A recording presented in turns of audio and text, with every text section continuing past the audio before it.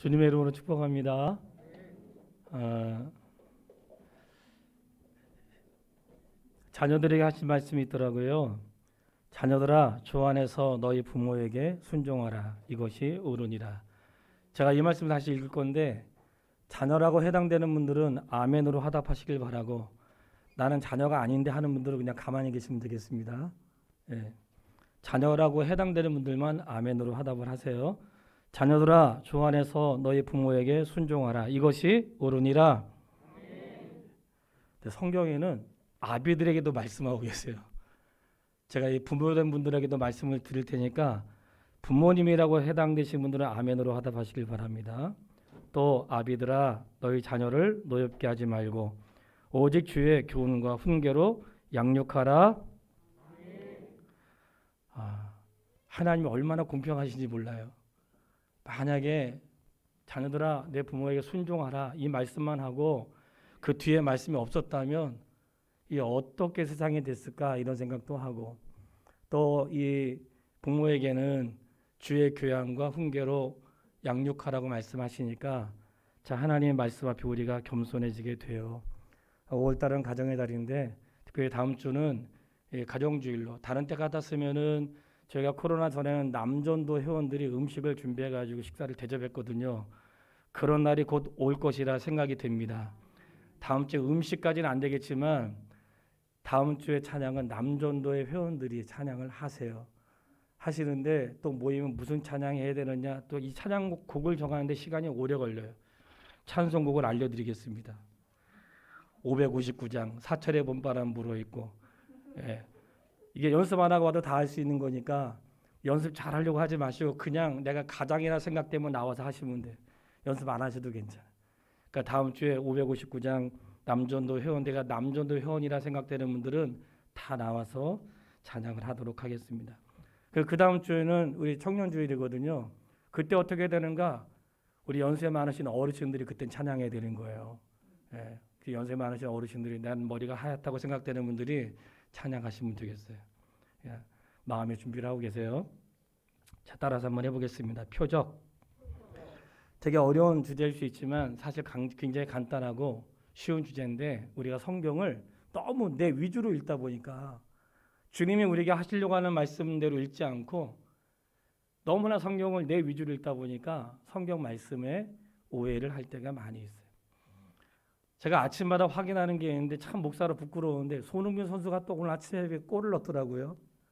항상 뉴스를 확인하는데 그것도 20번째 골을 넣었더라고요. 근데 비겼더라고요. 근데 골을 넣었는데 어디다 골을 넣을까요? 경기장 안에 있어야 되거든요. 모든 경기에는 선이라는 게 있습니다.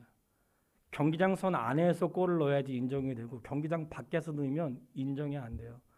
모든 경기에는 선이 있는데 배구 경기도 상대방 코트 안에다가 넣어야지 점수가 돼요.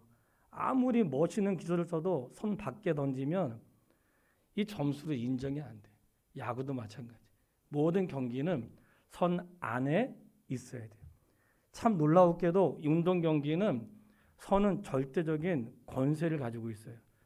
선 안에서 이루어지고 선 밖에서는 아무리 잘해도 점수로 인정이 안 되는 거예요. 이 운동 경기에만 그런 게 아닙니다. 신앙생활도 예수 안에 있을 때에 생명이 되는 것이고 예수 밖에서는 사망이라고 말씀하고 있다는 거예요. 예수 안에 생명이 있습니다. 우리가 예수 밖에서 자유를 누릴 수 있지만 그것은 잠깐 누리는 것이고, 성경은 선명하게 말씀하고 예수 밖에는 죽는 것입니다.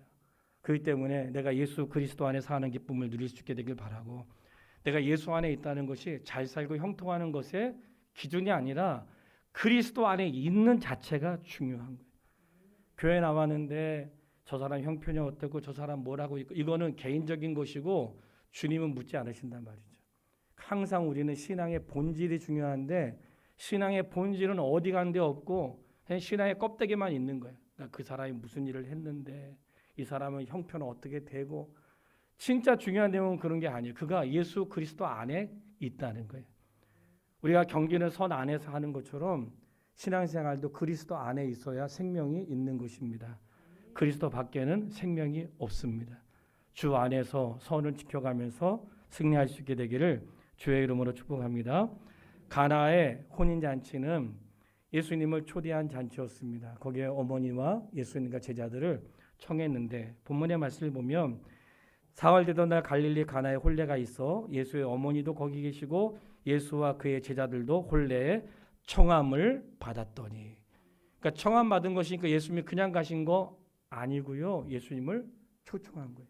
어디에 초청했을까요? 가나의 어느 집안의 혼례 잔치에 예수님을 초대한 거예요. 여러분, 모든 혼인 예식에 주님을 초대하시기를 바랍니다. 혼례에 예수님을 초대한 거예요. 초대했는데 가만히 보니까 거기에 포도주가 모자라다고 했어요. 그 포도주가 모자란 걸 누가 얘기했어요? 예수님의 어머니가 얘기를 했어요. 한번 생각을 한번 해보세요. 집에 잔치를 벌였는데 뭔가 음식이 부족해. 그럼 누가 발등에 불이 떨어진 거예요? 잔치를 연 사람이죠. 잔치를 연 사람이 발등에 불이 떨어져야 되는데 예수님의 어머니가 보니까 이 잔치에 포도주가 떨어진 거예요. 그걸 어떻게 알았을까요? 잔치를 연 사람과 동일한 마음을 가지고 있는 거예요. 오늘 우리에게 그런 마음이 부족해. 잔치를 연 사람하고 같은 마음을 갖고 있다 보니까 그 집에 부족한 게 보였던 거예요. 그리고 그 문제를 빨리 해결할 수 있는 방법이 예수님 외에는 없다고 생각한 거죠. 그리고 예수님께 여쭤본 거예요. 예수님, 이 집에 포도주가 부족합니다. 이렇게 여쭈었단 말이죠. 우리가 이런 말씀을 통해 배워야 되는 거예요. 저희는 나와 상관이 없고 나하고 아무 관계도 없어. 왜 관계가 없어요? 예수님이 예수 그리스도 안에서 모든 하나님을 아버지로 모시는 자는 전부 다 형제고 자매고 부모님인 줄 믿으세요? 그렇다면 예수님의 어머니처럼 우리 믿음의 가족들이 잔치할 때 저 집에 잔치를 잘하든지 말하든지 모른 척하고 어렵든지 어렵지 않든지 모른 척하면 되겠어요? 안 되겠어요? 예? 친한 사람한테만 잘하고 친하지 않으면 잘 못하고 되겠어요? 안 되겠어요? 안 됩니다. 예. 그러니까 이 예수님의 어머니는 그 잔치에 초대를 받았는데 그 잔치집에 부족한 게 보였다는 거예요. 그게 마음이 있는 사람들은 보여요. 마음이 있고 사랑이 있으면 부족한 게 보여요. 근데 그거를 예수님께 요청을 했어요. 예수님이 거절하신 건 아니고 아직 내 때가 이르지 않았습니다. 그랬습니다. 아직 내 때가 이르지 않았다는 말씀 안에는 지금은 내가 하지 않지만 내 때가 되면 뭔가 일을 행하실 거라는 사인이 있는 것이죠. 그러니까 우리가 항상 뭐에 조급해요? 항상 내가 원하는 때를 우리가 기다린단 말이에요. 내가 원하는 때. 지금이 가장 적긴데. 근데 주님은 내가 원하는 시간이 아니라 주님이 계획하신 시간에 하나님의 일들을 이루신다는 사실을 믿으세요. 주님이 계획하신 시간이 가장 귀한 시간이고 가장 영광을 받으시기에 합당한 시간이라는 것을 기억할 수 있게 되기를 바랍니다. 저는 짧은 시간이지만 생애를 통해 늘 경험하는 것은 정말 하나님이 기가 막힌 타이밍에 그 일을 이루신다는 거예요. 그러니까 그런 생애 그런 시간들이 쌓이면서 때로는 불안하기도 하고 때로는 잘 될까 안 될까 안 되는 것도 감사해. 안 되면 또 안 된 그 이유가 또 있어. 또 되면 또 되는 것도 감사하고. 그러니까 우리는 항상 내 인생의 모든 때가 그분에게 있다는 사실을 믿어야 돼요. 안 돼도 주께서 하신 말씀처럼 내 때가 이르지 않았다는 것은 아무 관계가 없다 이런 뜻이 아니라 뭔가 주님의 때가 되면 주님이 이루실 것인데 그때가 가장 귀하고 가장 적절한 때라는 것을 우리에게 말씀하고 있는 것이에요. 그때에 예수님이 예수님 말씀을 들은 예수님의 어머니가 뭐라고 했어요? 하인들을 불러다가 말하는 거예요. 그의 어머니가 하인들에게 이르되 너에게 무슨 말씀을 하시든지 그대로 하라 하니라. 너에게 무슨 말씀을 하시든지 그대로 하라. 근데 무슨 말씀을 하시든지 그대로 하라 이렇게 말씀하신 다음에 거기에 유대인의 정결 예식을 따라 두세 통 드는 돌 항아리 6이 놓였는지라. 왜 이 말씀이 있었는가를 우리가 이 시간 배우려고 하는 거예요. 우리는 물이 변화에 포도주가 되었네 할 때 보통 어떻게 생각하냐면 우리가 뭐 떨어지면 주님이 언제든지 도와주시는구나. 내가 돈 떨어지고 기운 떨어지고 뭔가 힘 떨어질 때 주님께 요청하면 주님이 도와주시는구나. 이렇게 본문의 말씀을 해석하면 빵점이에요. 주님은 절대로 그런 말씀으로 본문을 말씀하신 게 아니에요. 예수님의 말씀은 전혀 그런 데 있지 않아요. 근데 우리가 이 말씀을 보통 어떻게 생각하냐면 여러분 포도주가 떨어졌죠? 집에 부족한 게 있습니다. 주께 요청하면 주님이 채워주십니다. 안 채워지면 어떻게 안 채워지면? 그러니까 이 말씀은 주님이 하고자 하시는 의도가 있다는 것을 알아야 돼. 그래서 주께서 무엇을 말씀하시든지 그대로 하라고 하인들에게 일러주었어요. 근데 하인들이 또 예수님 말씀에 순종을 하네요. 예수님이 하인들을 불렀어요. 하인을 불러다가 물을 채우라고 했는데 어디에다 채우라고 했어요? 정결 예식을 따라 두세 통 드는 돌 항아리 6이 놓였는지라. 이 말씀이 거기 있잖아요. 그 물은 예수께서 물을 갖다 부어라 하는 그 물은 어떤 물이냐면 포도주를 담가두었던 물이 아니라 정결 예식에 사용되는 물이었다는 거예요. 이 정결 예식은 손님들이 들어올 때 발 닦을 때 닦아주는 물인 거예요. 하인들이 와가지고 물을 떠다가 들어오는 사람들이 발을 닦아서 정결하게 한단 말이죠. 아마 그런 말씀 들어보셨죠? 왜 당신의 제자들은 밥 먹을 때 손을 씻지 않고 먹습니까? 예수님께서 입으로 들어가는 게 더러운 게 아니라 나오는 게 더러운 것이다. 이런 말씀하셨던 것을 기억하실 거예요.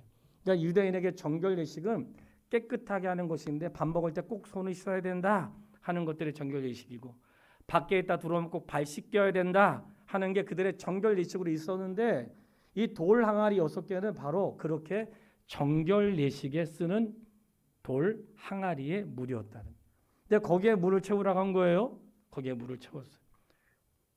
이 예수님의 어머니가 하인들에게 말했어요. 주께서 무엇을 말씀하시든지 그대로 하라. 하인들이 순종을 했네요. 그래서 이 정결 예식을 시행하는 발 씻는 물에다가 이제 항아리에다가 물을 넣은 거죠. 그게 뭐 더러운 물은 아니고 그 물은 정결 예식에 사용하는 물이었다는 거예요. 그런데 예수님이 충격적인 말씀을 하시는 거예요. 그 물을 떠다가 연회장에게 갖다 주라는 거예요. 아니 물까지는 넣을 수 있겠는데 그 다음 발걸음, 이것을 떠가지고 연회장에 갖다 주라는 말이 보통 일이 아니란 말이죠. 왜냐하면 이 발 닦는 물인데, 예? 이게 깨끗한 물이지만 발을 씻는 데 사용하는 물인데, 우리 문화라는 거 있잖아요. 인도에 가면 오른손 왼손 아무 때나 쓰면 안 되는 거 아시죠? 막 왼손 악서 이러면 큰일 나는 거 아시죠? 예. 그러니까 이게 뭔가 문화가 있다면 그들에게도 문화가 있는 거예요. 근데 이 물을 떠다가 갖다 줄 때 이 물은 혹시 마실 수 있어도 이 물은 마시는 물이 아니고 용도 자체가 발 씻는 데 사용하는 물이란 말이죠. 근데 그거를 떠다가 갖다 주라는 거예요. 근데 하인들이 어떻게 했어요? 갖다 주었다는 거예요. 갖다 주었어요. 갖다 주었는데 놀라운 일이 생겼습니다. 연회장이 그 물을 마셨네. 마신 다음에 했던 말이 10절 말씀을 다 같이 읽도록 하겠습니다. 2장 10절 말하되 사람마다 먼저 좋은 포도주를 내고 취한 후에 낮은 것을 내거늘 그대는 지금까지 좋은 포도주를 두었도다 하니라. 아멘. 분명히 물을 갖다 드렸는데 뭐로 바뀌었어요? 포도주로 바뀌었는데 어떤 포도주로 바뀌었어요? 아주 맛있고 기가 막힌 포도주로 바뀐 거예요. 우리는 압니다. 주께서는 능치 못하심이 없는 줄 믿습니다. 그가 계획하시는 바는 반드시 이루시고 원하시는 것은 이루시는 분이라는 거예요. 물을 포도주 되게 하실 뿐만 아니라 포도주를 물로도 바꾸실 수 있는 분이라는 거예요. 근데 물을 떠다가 드렸는데 물이 기가 막히게 마시는 포도주가 된 거예요. 물이 변하여 포도주가 되었어요. 근데 이 연회장이 감동을 받은 거예요. 왜 감동받았을까요? 보통 사람들은 처음에는 엄청 친한 척 하다가 나중에는 대충 대하고 말이지. 처음엔 좋은 거 갖다 준 다음에 나중에는 좀 술 취한 다음에는 적당히 갖다 줘도 되는데, 이 집은 이상하게 갈수록 더 좋아진다는 거예요. 이것이 그리스도인의 모습이 되어야 합니다. 만날수록 더 귀하고, 만날수록 더 진지하고, 만날수록 친구가 나오고, 이게 바로 그리스도의 모습이고 이것이 바로 예수님의 삶이라는 거예요. 우리가 그리스도 예수님을 만났는데 예수님을 만날수록 너무나 좋고, 만날수록 그 사랑이 깊고, 만날수록 너무나 오묘하고, 평생을 알아도 더 알고 싶은 그 주님의 은혜를 깨닫지 않는 자가 말씀 앞에 서기를 어려워하는 거예요. 그 은혜를 아는 분들은 읽었던 말씀 또 읽어도 또 새롭고, 아는 말씀인 것 또 들으면 또 새롭고. 왜냐하면 예수님은 갈수록 더 친구이고, 내가 이만하면 됐어 하는 게 아니라 내가 지날수록 그분을 향한 더 깊고 오묘하고 놀라운 주의 은혜를 깨달을 수 있게 되기를 바랍니다.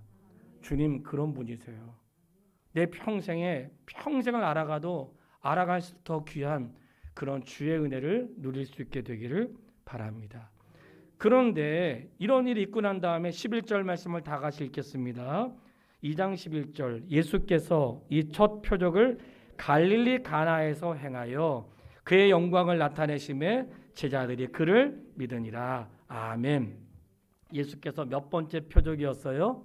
첫 번째 표적이라고 했어요. 자, 첫 번째 표적이라고 했으니까 가나 혼인잔치에서 물을 포도주로 바꾼 것은 우리의 부족함을 채워주신다는 뜻이 아니라 그게 뭐라는 거예요? 표적이라는 거예요. 표적은 뭔가 하느님의 뜻을 드러내는 것. 그러니까 성경의 표적이라고 하는 것은 하늘의 뜻을 드러내는 어떤 일, 이것을 표적이라고 말하는 거예요. 그런데 우리가 보통 그냥 쉽게 생각하면서 물이 변화에 포도주겠네 이렇게 생각해가지고 우리 삶에 어렵고 힘들 때 주님 도와주시죠. 그러나 그런 뜻이 아니라 뭔가 하나님의 뜻이 있다는 거야.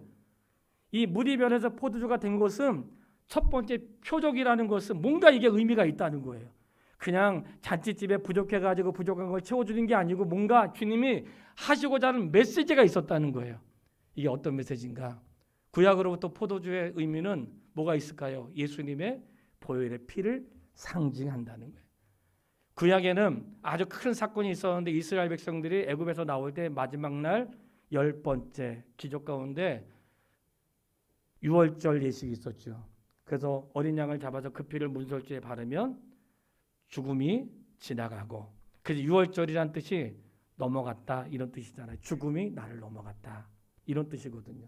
그러니까 그때 문설주에 어린 양의 피를 발란 그 집은 다 살았고, 그러니까 이게 유대인만 사는 게 아니고 혹시 내가 유대인이 아니어도 혹시나요 어린 양의 피를 바른 자들은 사는 거예요. 그러니까 그게 표적이라는 거예요. 그래서 예수님이 이런 표적을 행하신 것은 물이 변화에 포도주가 된 사건은 어떤 의미가 있는 것이다. 우리가 성찬을 할 때 이것을 기억하여 나를 기념하라고 했어요. 이 기념이 뭐예요? 예수님이 나를 위해 죽으심을 기념하는 거잖아요. 이게 바로 표적이라고 하는 거예요. 표적은 물이 변해서 포도주가 되었는데 어떤 의미가 있는 것이구나. 단순히 잔치집에 포도주가 떨어져 가지고 포도주를 채워준 게 아니고 뭔가 이건 어떤 의미가 있는 것이구나 할 때 하늘의 메시지가 있는 것인데 바로 예수 그리스도가 우리의 생명의 피라는 것을 말씀하는 것이고, 정결 예식은 나의 발을 씻고 손을 깨끗하게 하는 예식인데 이제는 손발을 씻음으로 깨끗하게 되는 것이 아니라 어린 양이 예수 그리스도의 보혈의 피로 깨끗하게 된다는 것을 표적으로 보여주는 사건으로 믿으시기를 바랍니다. 바로 그런 사건인 거예요. 이게 그냥 손 씻는 발 씻는 거를 깨끗하게 됐다는 뜻이 아니라 예수 그리스도로 인하여 우리를 깨끗하게 하신다, 그런 뜻이라는 거예요. 그래서 표적은 나의 필요를 채워주시는 분이 아니라 예수님은 우리의 모든 죄를 씻겨주시는 분이구나. 이제부터는 구약의 정결 예식을 따라서 우리가 씻겨지는 게 아니고 예수 그리스도의 보혈의 피를 믿음으로 죄사함의 은혜를 입는 것이구나 하고 첫 번째 표적을 행하셨다는 거예요. 이제는 우리가 구약의 어떤 예배 의식을 통해서 구원받는 게 아니고 예수님의 보혈의 피로 구원받는 것이구나 하고 첫 번째 표적으로 보여주었다는 거예요. 그러니까 이 사실을 표적으로 받으시길 바라요. 표적이 나타난 다음에 11절에 이 표적을 갈릴리 가나에서 가여 그의 영광을 나타내심에 제자들이 그를 믿으니라. 누구의 영광이 나타났어요? 예수님의 영광이 나타난 거예요. 그러니까 모든 표적은 중심은 누구를 향하고 있는가? 그분이 누구신지를 드러내고 있다는 거예요. 그러니까 성경을 읽을 때 어떤 인물이 나오든지 그 사람이 성경의 주인공이 아니고 그 사람을 부르시고 그 사람을 사용하시고 그 사람을 보내시고 그 사람을 통해 일하시는 항상 예수 그리스도가 성경의 중심이 있었다는 사실을 기억할 수 있게 되기를 바랍니다. 오늘 저희가 중요한 거 알았어요. 가나 혼인잔치에 물이 변하여 포도주가 된 것은 우리 인생에 힘들고 어렵고 부족할 때 채워주시는 것이 아니고 구약의 정결 예식을 이제는 그런 방법이 아니라 예수님의 보혈의 피로 우리를 깨끗하게 하신다는 선언이구나, 그런 사건으로 받았다는 거예요. 근데 이런 일이 있고 난 다음에 예수님이 성전 안에 들어가셨어요. 성전에 들어가셨는데 성전 안에서 장사하고 있는 사람들의 말씀을 읽었습니다. 두 번째 이야기. 장사하는 사람들 모시고 채찍을 만드셔서 소도 쫓아내시고 돈 바꾸는 자들의 상을 엎으시고 비둘기 파는 자들은 이걸 갖고 나가라고 하고 이렇게 하면서 내 집을 장사하는 집으로 만들지 마라 그랬어요. 예수님이 얼마나 친절하시고 그리고 예수님의 사랑이 얼마나 많은 분인지 보세요. 우리가 그냥 읽지 마시고 그 본문 2장 14절로 16절에 보면 성전 안에서 소와 양과 비둘기 파는 사람들과 돈 바꾸는 사람들이 앉아있는 것을 보시고 노끈으로 채찍을 만드사 양과 소는 어떻게 했어요? 내쫓으시고. 양과 소는 멀리 안 도망가잖아요. 성전에 쫓아내시고. 돈 바꾸는 자들은 돈을 밖에 버린 게 아니라 쏟아 부으시고. 비둘기 파는 자들은 어떻게 했어요? 쫓아낸 게 아니라 여기서 가져가라. 예수님이 그들의 재산에 손해를 입힌 게 아니라 옳지 않은 것을 말씀하고 있다는 거예요. 여러분 이런 것만 보아도 주님이 얼마나 세밀하시고 비록 그들의 잘못을 말씀하실지라도 얼마나 사랑이 많으신 분인지 우리가 알게 되는 거예요. 장사하는 자들을 내보낼 때 그냥 막 쫓아내고 막 얘기한 게 아니고 야 가지고 나가라. 엎으시면서 주님의 분노를 표현하신 거예요. 비둘기 파는 자들은 나가면 날아가잖아요. 들고 나가라고 했다고.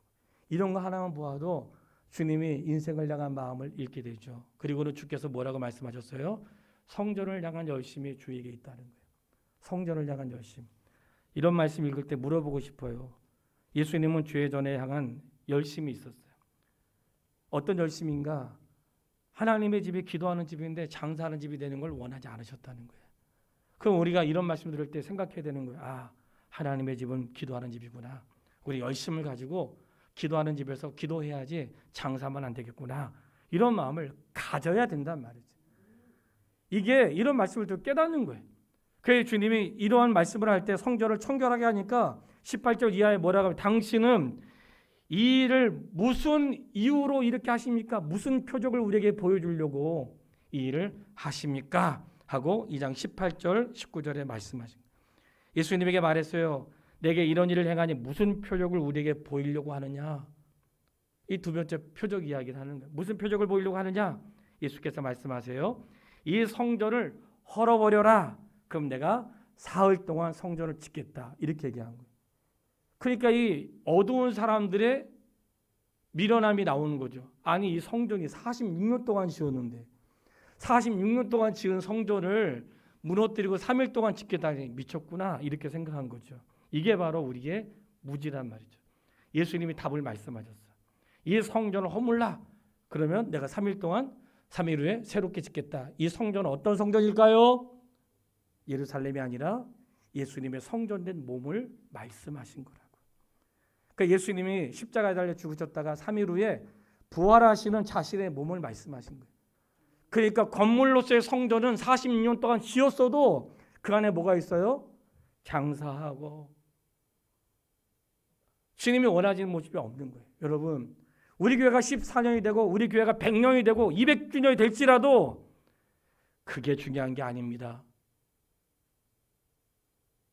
46년 만에 지었던 성전이라도 그 안에 신령과 진정의 예배가 없다면 그 성전에 무슨 가치가 있겠습니까? 성전이라고 하는 것은 오늘날 교회를 예배당이라고 하는데 예배당은 그분의 이름을 두고 예배하는 데 의미가 있는 것이지.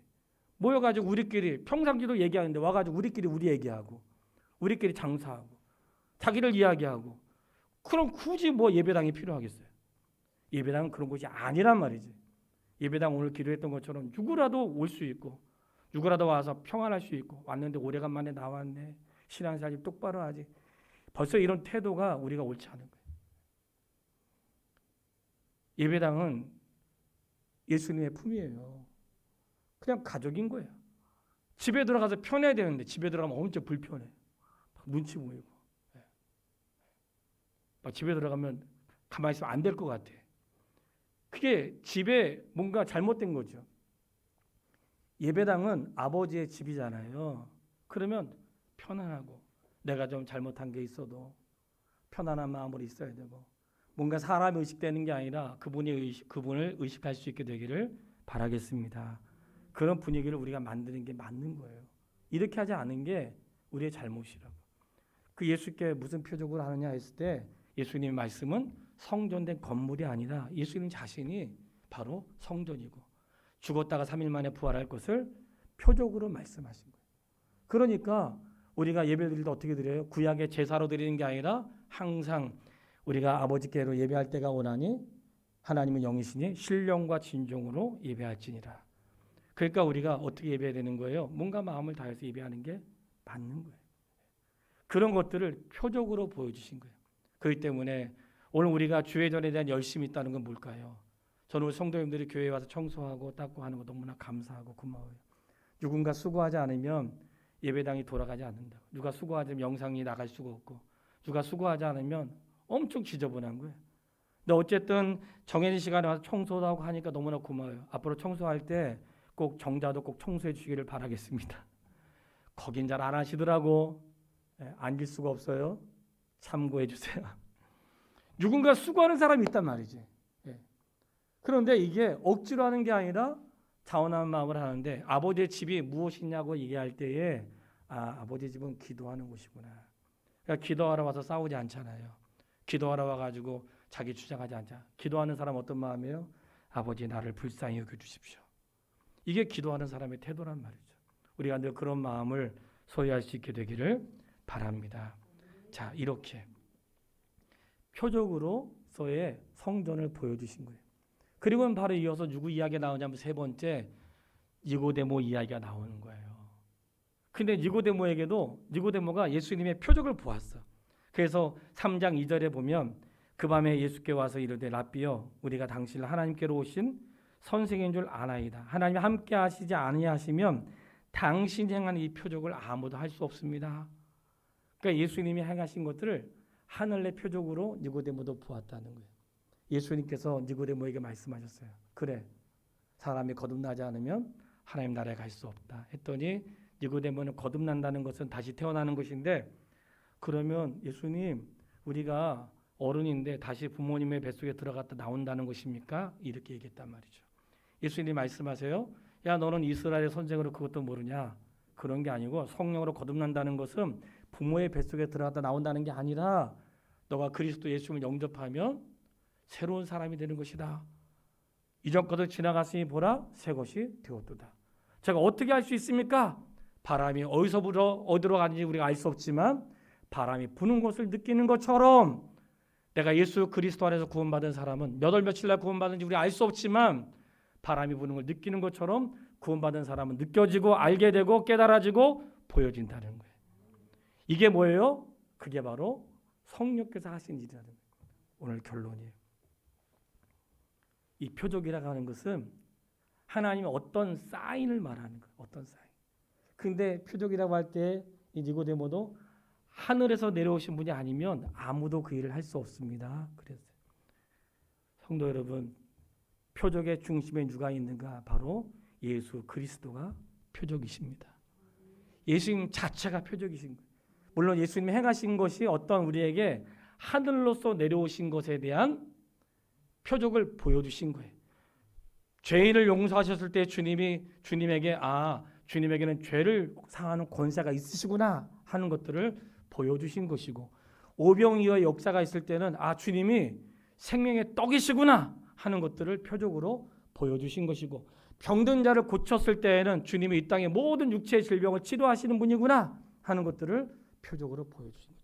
귀신을 쫓아냈을 때에는 하나님 나라에 귀신이 있을 수 없구나 하는 것들을 표적으로 보여주신 거라는 거예요. 그러니까 하나님이 하시는 일들을 예수님이 행하시는 일로 보여주신 거예요. 근데 우리가 그것을 예수님이 행하신 일로 봐야 되는데 예수님이 행하신 일로 보지 않고 자꾸 우리는 예수님이 뭘 하셔가지고 부족한 걸 채워주셨고 예수님이 뭘 어떻게 하셨고 그러니까 우리의 시선이 예수님에게 있지 않고 항상 내 중심에 있다 보니까 성경을 오해하는 거예요.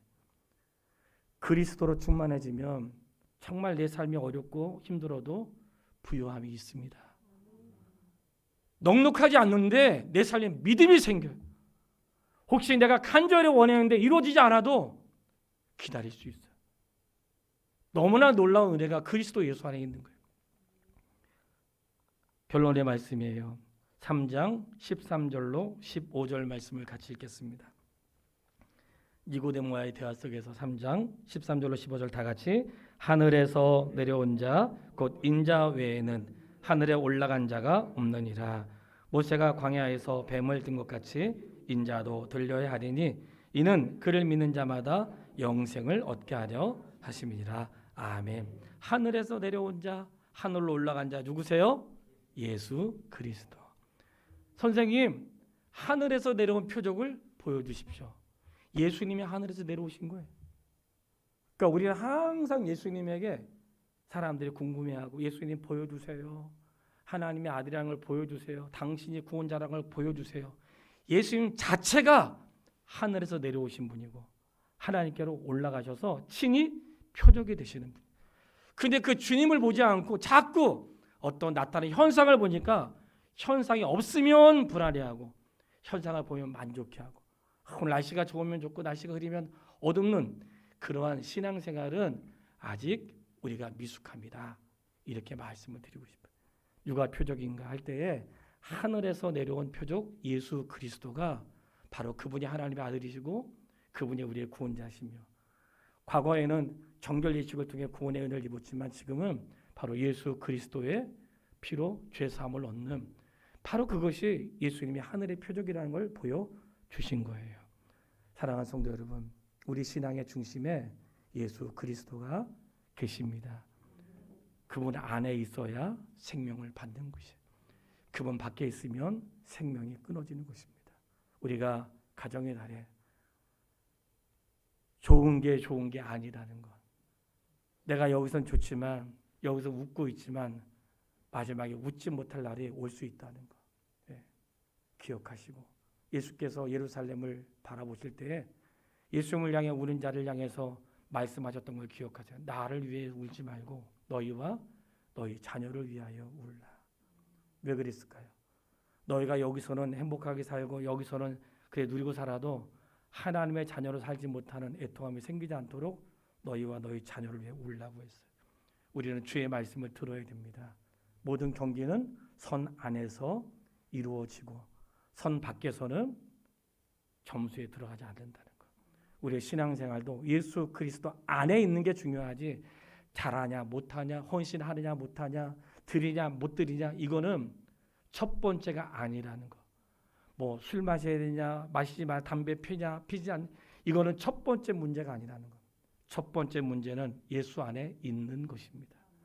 그 다음의 문제는 그리스도 밖에 가지 않도록 늘 자기를 견고하게 서고 세상에 속지 마시고 하늘로서의 표적은 어떤 이적을 보는 것이 아니라 예수님이 하늘에서 오신 표적이라는 사실을 믿으시고 그리스도 예수 안에서 구원의 감격과 생명을 누릴 수 있게 되기를 주님의 이름으로 축복합니다. 아버지 하나님, 하나님의 은혜를 감사드립니다. 예수님이 우리의 표적이십니다. 미련한 우리들은 주님이 행하신 일을 자꾸 보고자 하지만 주님 자체가 우리의 표적이시고 주님이 하늘로서 오신 아들이시고 주님이 행하신 모든 것이 하나님 아버지의 뜻을 우리에게 증거하시는 것으로 믿습니다. 아버지 하나님, 우리가 보고 싶어하는 것 보지 않게 하시고 주님이 보여주시는 것 볼 수 있도록 깨달을 수 있도록 인도하여 주시옵소서. 가정의 달에 자녀들아 내 부모에게 순종하라 하셨사오니 부모에게 순종하는 자녀가 다 되게 도와주십시오. 불효자식이 되지 않게 해주십시오. 첫 번째 계명이라고 말씀하셨습니다. 사람을 향한 첫 번째 계명이 부모에게 순종하는 것인데 우리가 잘 숨기지 못했던 것 용서해 주시고 이제 순종하며 살아갈 수 있도록 우리의 생애를 붙잡아 주시옵소서. 아버지 하나님, 부모들아 자녀를 노엽게 하지 말고 주의 교훈과 훈계로 양육하라고 말씀하셨습니다. 하나님, 우리가 부모 되었지만 주님의 말씀으로 양육하지 않고 세상의 가치관으로 양육했던 것 용서해 주십시오. 이제라도 말씀 안에서 부모의 역할을 감당할 수 있도록 인도해 주시기를 소원하고 우리 믿음 안에 있는 어르신들 건강 영육간에 건강케 하시며 끝까지 붙잡아 주셔서 혹시 우리가 주님 잊어버려도 주님 나를 잊지 않으시는 은혜를 놓지 않도록 붙잡아 주시옵소서. 사랑합니다. 예수님의 이름으로 기도했습니다. 아멘. 일어나